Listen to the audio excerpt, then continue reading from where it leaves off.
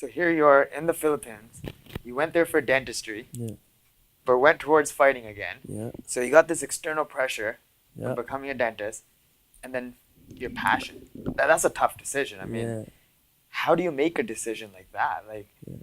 you know, everybody who doesn't. Like your parents went through a lot, coming from all the way from here, from Iran. Yeah.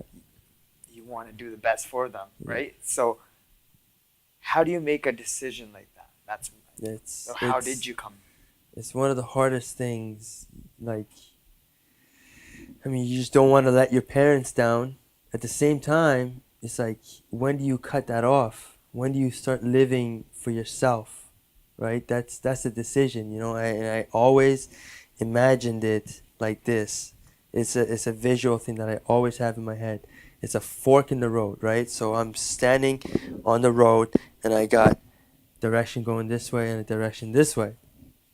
And the way I think of it is, I'm in the desert, right? I'm in the desert. Everything is hot, and I got water at the end of this road, and I have a house, a shelter at this road, and I got like wild animals chasing me, right? So that's the way I honestly felt. You know, it's like, so which direction do I take? The water being my passion, you know, let's let's drink, let's get healthy again, and let's fight these animals, right? Let's do your passion. Or go to the shelter and shelter yourself from these wild animals and live like an average life, and become a dentist, right? That's So that's the way you look. that's the way I looked at it. It was just like So you so chose visual. water. I chose Fight. water. Oh, you I chose fight. water because I'm just gonna learn how to defend myself. I don't need shelter. I just go fight these animals, right? I just go learn how to fight better and fight the animals. And so I chose to stop doing dentistry. And it was a very, very hard decision to make. But I said, hey, man, enough is enough. I can't live for my parents. I mean, as much as I am appreciative of what they have done, um, in, you know, coming to Canada and all that stuff, at the same time, I came to this country. We came to this country for me to have a life of my own, have a choice, right? So now I'm like, I'm just gonna live for myself. I'm gonna. Yeah, no, for sure. I mean, that's for it's a tough decision. Like you're even in today's society, a lot of times it's hard to kind of follow your passion, or Yeah, people are we go blindly. That's the way I look at it's it. Is true. that we don't think as It's much true. anymore. We just kind of go. We follow external pressures, or we try to please people, right? Yeah, And like you said, having that secure comfort, yeah. right? Being in that shelter, you have benefits, you have this, and you're secure. But it's hard to grow as an individual or see your true potential, right? Mhm. So I really like that how you visualize that and Yeah, chose that. it's, you know, it's a lot. You know, to be honest with you, like in the Canadian culture, you don't see it as much. But man, I have come across so many foreigners. Um, you know, they're like, oh, my passion is this, but I have to study because my parents want me to become an engineer, right? That's how they live. You know, they're not living for themselves. And I'm always advising young athletes, young individuals in general. It's not just athletes. You know, I come across a lot of people, and I always advise them to follow your heart, follow your dream, follow your passion. You know, don't live for somebody else. Now, if your father is telling you to become an engineer, but your passion is really, it is to become an engineer, then yeah, of course, you know, you're killing two, you know, you're killing two birds with one stone, right? You're satisfying your parents and you're following your passion. But if your passion is like something completely different from what your parents think, you know, there's got to be a point where you say, Mom, Dad, I love you guys. You know, I thank you guys for raising me and making me the man that I am today, or woman that I am today. But I gotta live life. I gotta do me. You know, I gotta do what's good for me. You know, I don't want to wake up at 50 years old saying, you know, I could have become a world champion. You know, I could have.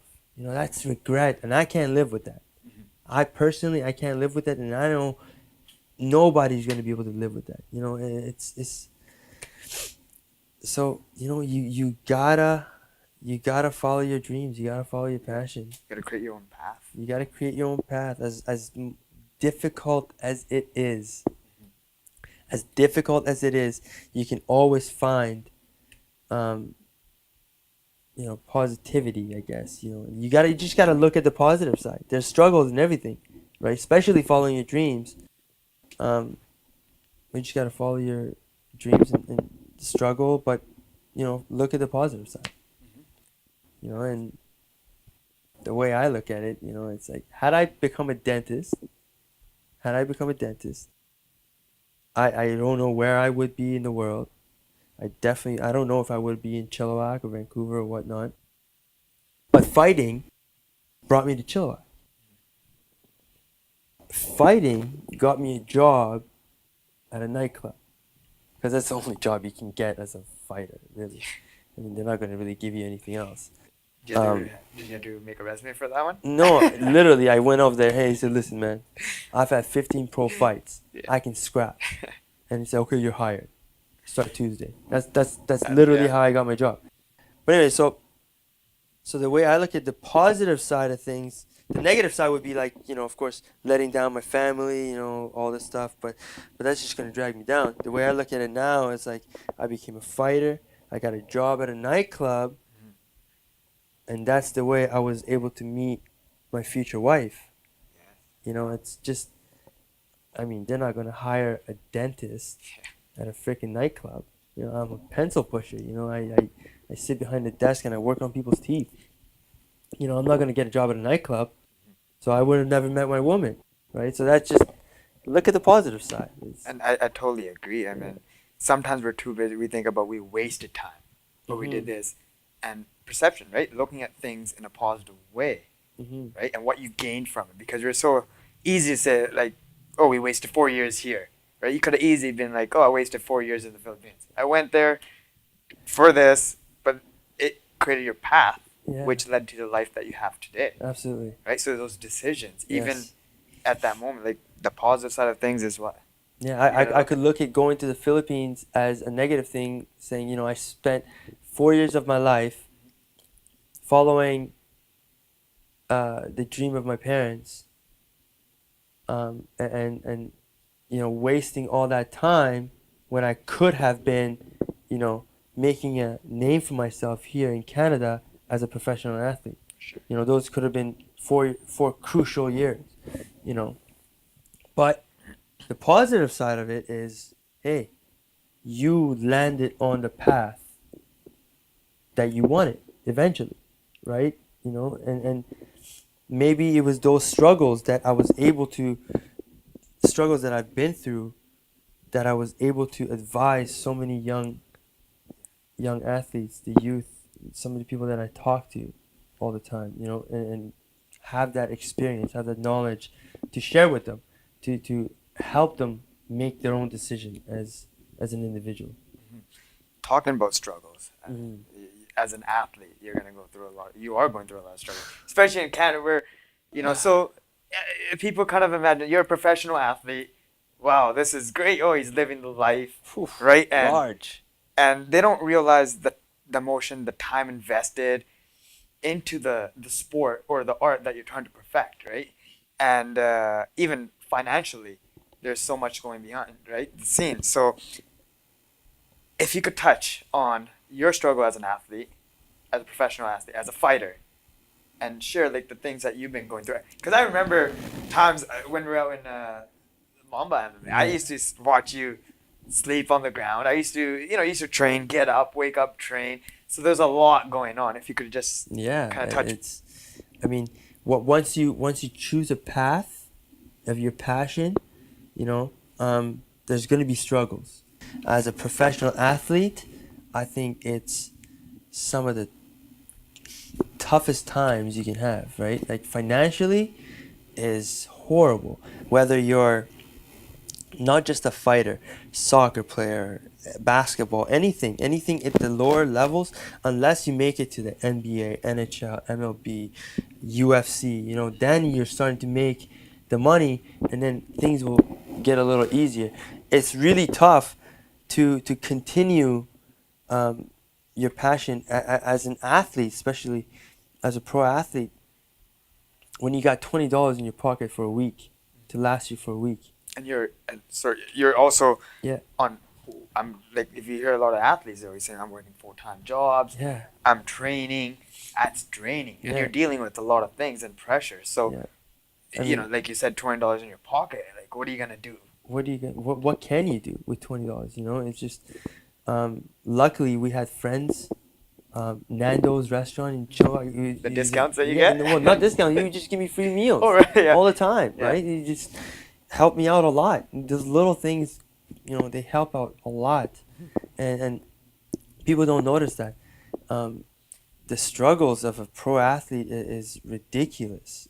How much effort, like in the morning, I have to be up at 6, 7 o'clock in the morning to do my first session of the day, whether it's wrestling, jiu-jitsu, boxing, kickboxing, strength and conditioning, whatever it may be. Um, then I go back to sleep so I can recover, right? And then you want to do a midday like drilling class, and then at night you want to go hard, like whatever the day is, if it's sparring or boxing, kickboxing, whatever it is, right? Just finding that balance is some of the most difficult things. That's why working at the nightclub was great, because I work at 10 o'clock at night until 3 o'clock in the morning, and then I get 4 or 5 hours of sleep, and I'm back at it. You gotta choose between your passion or follow somebody else's dream, and I highly advise that you follow your passion. For a while, your parents are not going to be in your corner like they weren't in mine. They weren't supportive, but I highly advise that you take your passion, you follow your heart, you follow your dreams, and some way along the road, your parents will find a way to have your back. They, at the end of the day, they have no choice.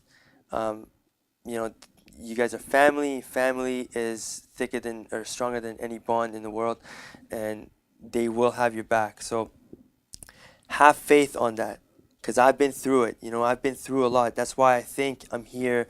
I'm telling you guys this because, I mean, I was brought from Iran. I've had a lot of struggles, and now I'm sitting here, and I'm able to share this experience with you guys, um, and I couldn't be more happy uh, for choosing this path, because I have traveled all around the world. I'm enjoying life. I'm meeting a lot of cool people. I'm fighting a lot of cool people. I'm fighting a lot of different um, religions, different cultures. So at that point, I mean, religion and stuff like that don't even matter in the mixed martial arts world. Um, it's something very interesting. Actually, it's you know I was brought from Iran, from an Islamic country, and I've mentioned this before, um, who hated us for some odd reason. I don't know why, but just because we weren't Muslim. Now, I don't want to say that I hate Islam, and I don't. I have a lot of friends who are actually Muslim. Um, if there was anybody out there that should hate or dislike the religion of Islam, would be someone like me who was I don't know, my family was tortured and whatnot. But I don't. I absolutely don't. I have a lot of friends who who are Islamic. One of my opponents were Islamic, and now he's in my phone book. I talk to him. We're friends. Um,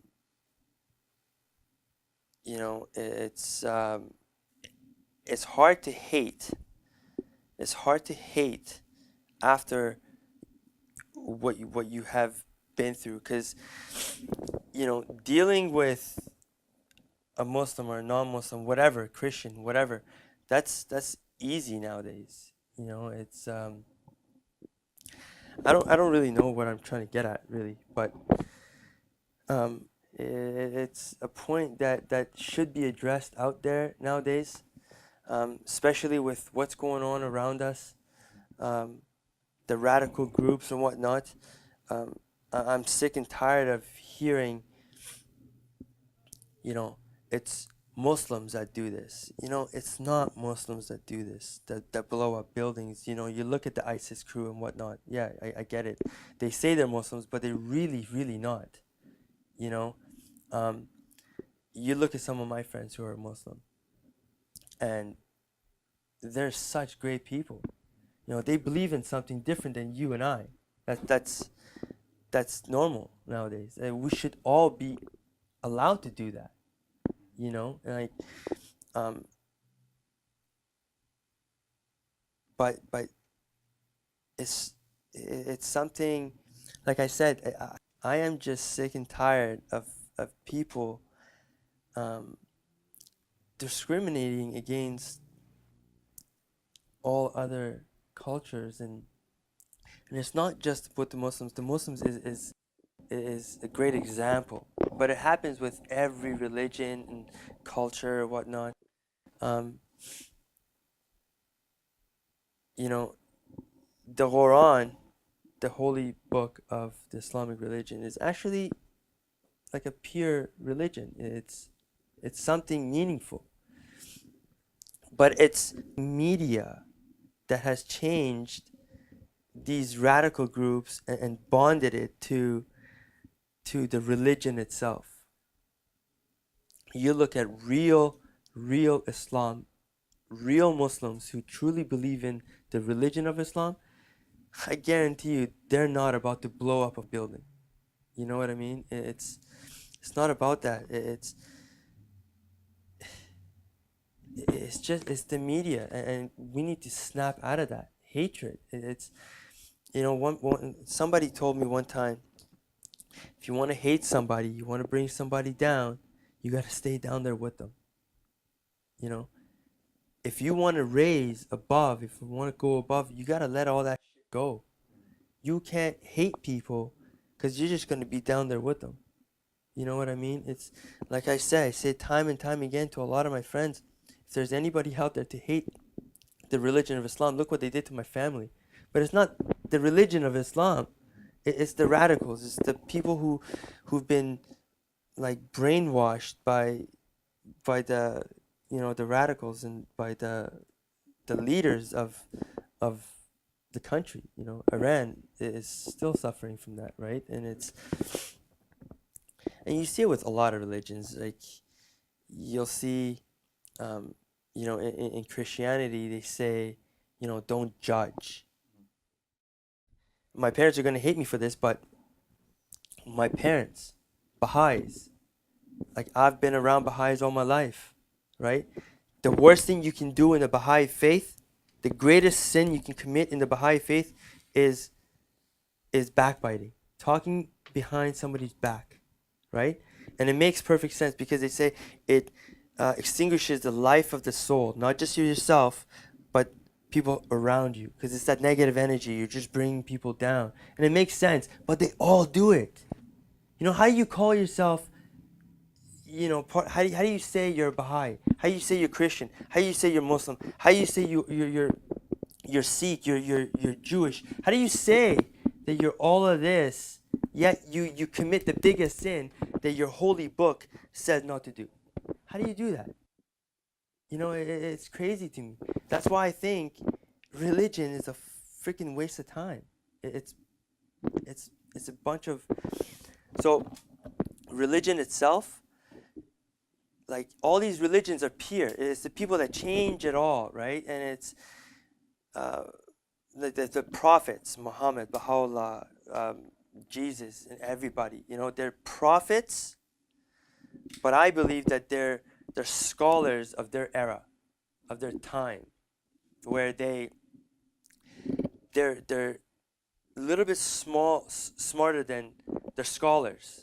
They're sophisticated, they're educated. They have this different mind, and they've created a set of guidelines for people in that era to follow, to live a better life.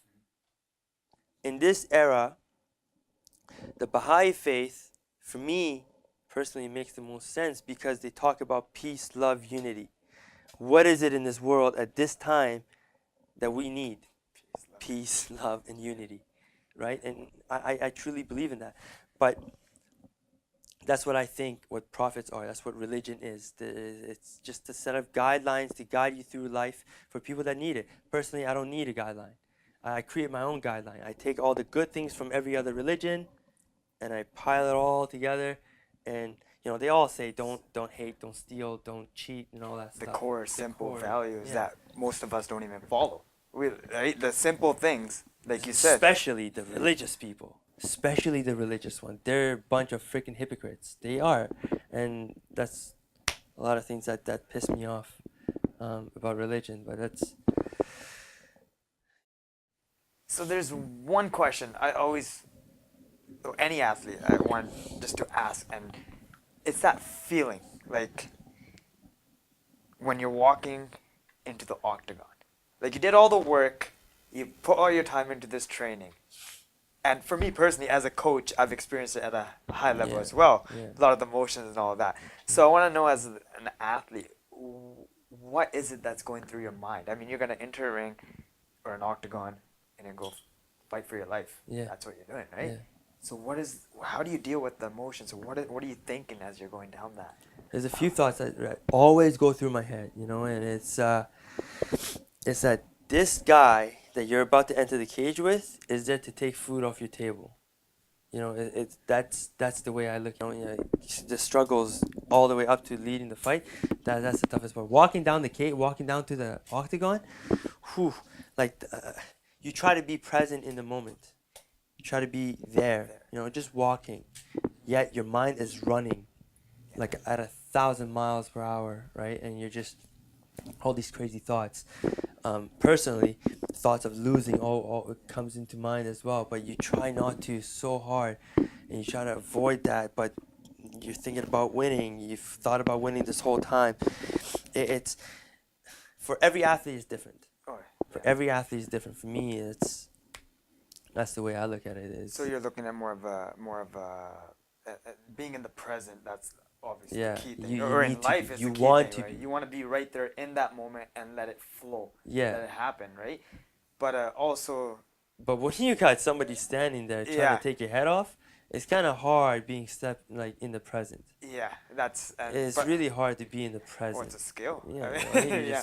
This guy's ready to kill me. Mm-hmm. That's a crazy thought. You're standing in the cage. You're looking at your opponent, and I am scared. I don't know. Like recently, I've thought about it, and I'm like, there's nothing to be scared of. I've climbed mountains. I've escaped a freaking country. I was almost shot at by guards. I almost died, but I'm here. Like that's hard. This should be easy now. Like that's the mindset that I'm going through with now. But I didn't have this moment. I didn't have this, and I was scared for my life. You enter the cage, you're still scared. So your referee is standing in the middle of the cage, looks at him, says, "Are you ready?" I'm looking at him, and he shakes his head, says he's ready. I'm like, damn, now it's my turn, right? So he looks at me, he says, "Are you ready?" Yeah, I'm ready. Well, I can't back out now. So all I do is this, right? And then everything. At this point, I'm still thinking, I want to get out of here, right? I don't want to be in here. But you just give that nod, and as soon as the referee says fight, all those freaking crazy thoughts just drop, and they're gone, right? Then you can be in the present. You can be in the moment. You can try to take your opponent's head off. Every athlete, is a little different. I mean, as a coach is different. You probably feel a lot different in sitting in the corner. You probably don't feel the stuff that I'm feeling in the cage. Yeah, no, well, it's good because I could look at both angles now, right? As being an athlete and then being a coach, right? So, no, I mean, you are nervous. You still are because, it's a team, right? Yeah. So you go as a team. So you're still nervous, but you're trying not to show it.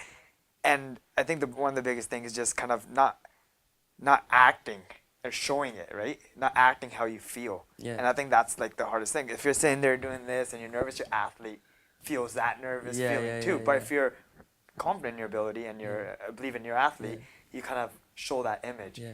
So That's why it's really hard, really important as an athlete to pick the right coaches in your corner, because I really strongly believe in that energy. You know that like Darwin Douglas is my head coach, and that guy just gives me this crazy energy, Yeah. that like a warrior energy that I really need. You Yes. know, and it's really important. Sure. And then even I'd say the hardest part for me personally, reflecting back, would be fighting that anxiety Yeah. and going into the ring, Yeah. right, or going on the mat. Yeah. So for me, that was I think what it comes down to is, like you said, what are you afraid of, Yeah. right? If you could just visualize, even in life, what is it that you're scared of, and when you write it down, it's that image that you get. You're like, why am I afraid of this? Yeah. Right? Just knowing and writing it down helps a lot. And what's important now, being in the present, like you said, that was a win. It's one of the things is drawing yourself back into that moment and letting everything go, right? And that's the hardest thing Yeah. to do, right? And that's what, for me personally, a battle was. Absolutely. It's too much outcome focused, Yeah. right? Absolutely, I agree with you. Well, thank you for watching today's episode. What an amazing story that Sabah Fadai shared with us. Thank you for spilling your beans, Sabah. Local athlete, Chilliwack. He has a lot going for him. Who knows? We're gonna hit the big stage soon, UFC, wherever you get to. But support your local athletes. Is there any way they could reach you, Sabah, or Facebook, Twitter, anything? Yeah, I have all my social media stuff, Instagram, Twitter, Facebook. You know, Sabah Fadai is the name. If you got that spelling right, then you'll find me everywhere. I'm like one of the only. I think I'm the only Sabah Fadai out there. So Make sure you check them out. Thank you. Location and studio provided by Sip Chai Cafe. Located in West Abbotsford, your locally owned and operated cafe.